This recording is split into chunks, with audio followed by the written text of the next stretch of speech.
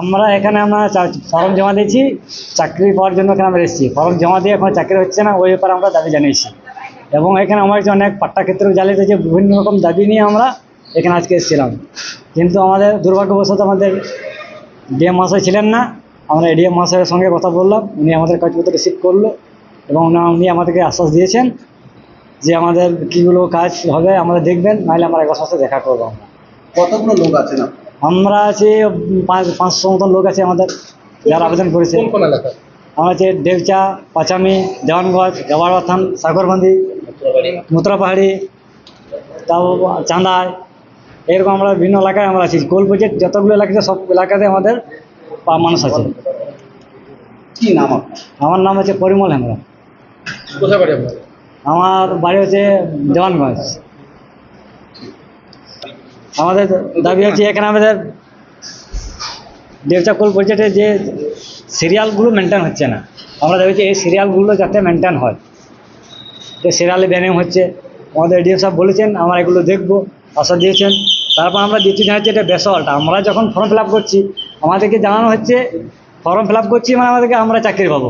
কিন্তু আমরা যখন দেখছি দীর্ঘদিন অপেক্ষা করেও যে হচ্ছে না, 1 2 বছর 3 বছর হচ্ছে, পরে দেখা যাচ্ছে ওখানে বলা হচ্ছে আমাদেরকে বেসল্ট নন বেসল্ট। আমরা যখন ফিল আপ করছি তখন তো আমাদেরকে জানানো হচ্ছে না যে আপনার এলাকাটা বেসল্ট নন বেসল্ট। আমাদেরকে এটা বলা হচ্ছে তখন এটা বেসল্ট, এটা নন বেসল্ট। আমরা কী করে জানি? দিদি ঘোষণা করে দিয়েছে আমাদের এই এলাকায় কোল প্রজেক্ট হবে, এটা কোল প্রজেক্ট হবে এখানে। কিন্তু আমরা ওই জন্যই জানি যে এখানে প্রজেক্ট হবে মানে জমি দিলেই চাকরি হবে। আমরা জমি দিয়েছি, কিন্তু বাস্তবে দেখা যাচ্ছে আমাদেরকে বোঝানো হচ্ছে এখানে এটা বেসল্ট নন বেসল্ট। তারপর আমরা এখানে আমাদের আদিবাসী জমির উপর অনেকেই আদিবাসী চাকরি দিয়ে গেছে, কিন্তু এগুলোতে আমাদের কাছে প্রতারণা করা হচ্ছে। অনেকে আছে, এইটা আমরা দাবি জানিয়েছি। যদি না হয় তাহলে পরে যদি এগুলো বন্ধ না করে, বা যাদের এই আদিবাসী জমি, আমাদের আদিবাসী জমির উপর যারা আদিবাসী চাকরি করছে, যদি আমাদের প্রশাসন ব্যবস্থা না নেয়, তাহলে আমরা এর বিরুদ্ধে আমরা গণ আন্দোলনে নামবো। দরকার হলে প্রয়োজনে কোর্টে দ্বারস্থ হবে। তারপর আমাদের যে পাট্টার ক্ষেত্রেও এখানে অনেক জল মেশানো আছে। আমরা জানি পাট্টার আইন অনুযায়ী যে এখানে নকালেই পাট্টা দেওয়ার কথা আইন অনুযায়ী, কিন্তু এখানে দেওয়া আছে যারা নকাল তারা পাট্টা পাচ্ছে না, কিন্তু দেখা গেছে বাইরে যারা আছে তারা পাট্টা পেয়েছে, অনেকে আছে।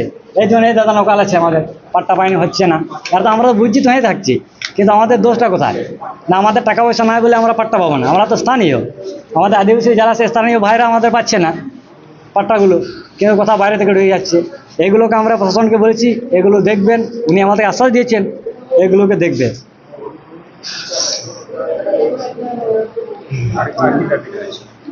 যারা জমির ক্ষেত্রে আমরা জানি কোল প্রজেক্ট এলাকায় এমন আছে জমি ছাড়াই তারা চাকরি করছে। আমরা জানি যাদের জমি থাকবে তারাই এখানে চাকরি করতে পারবে, কিন্তু বাস্তবে দেখা যাচ্ছে যাদের জমি নাই তারাও চাকরি করছে। এটা কি করে হয়? হ্যাঁ, সব তুলে দিয়েছি আমরা। ডিএম মহাশয়কে রিসিভ নিয়ে এনেছি আমাদের দালি। আমার কিছুটা কাটতে 20-30টা আছে, আরও আছে, কাটাকাটি করলে আরও পাওয়া যাবে। তাদের জমি নেই, তারাও এখন কাজ করছে।